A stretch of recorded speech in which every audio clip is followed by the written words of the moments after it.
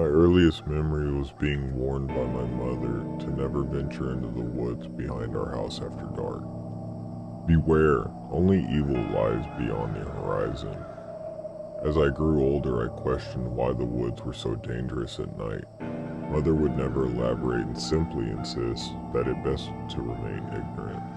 At night, I would gaze out of my bedroom window at the dark trees that lay so close. I swear I'd see a shadow moving in the darkness, but perhaps it was only a deer. Early one morning, I was jolted from my sleep by screams. I looked out the window and saw a crowd of townspeople hollering in agitation at the edge of the forest.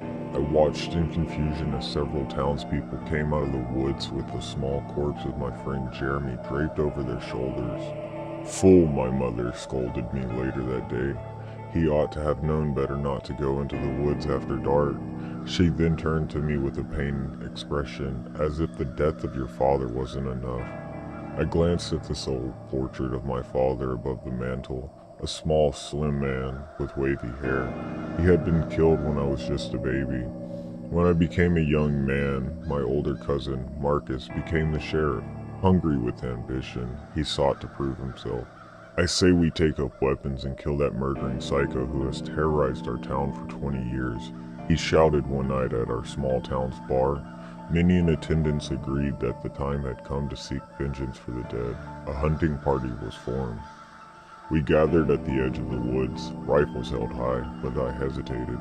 My mother's warning rang in my ears. I couldn't do it. My cousin gave me a disappointed look and then marched in with the rest of the men. We waited by the edge of the woods all night, but the men never returned. At one time I thought I heard a distant scream, but perhaps it was only the wind. Dawn came. The time had come. I and a few others ventured into the woods under the safety of daylight and soon returned carrying the bodies of slain men. Marcus's body was the last to be found. I collapsed when I found it butchered on the forest floor. That night, preparations were made for a mass funeral. The press arrived a day later, but answers were in short supply as no one dared to search the woods at night. For days I sat in my house, boiling with anger. The bloody face of Marcus burned into my memory. Had I only gone with him? Perhaps, just perhaps. The days turned into weeks. The full moon rose one night, and my rage boiled over. I grabbed my rifle and entered the woods.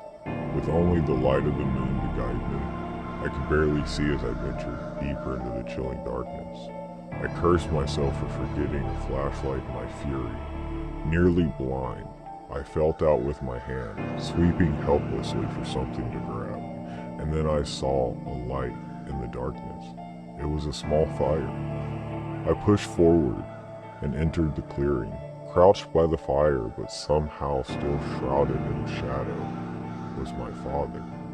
His lips parted to show a row of jagged, blood-stained teeth. He said, "I've been waiting for you."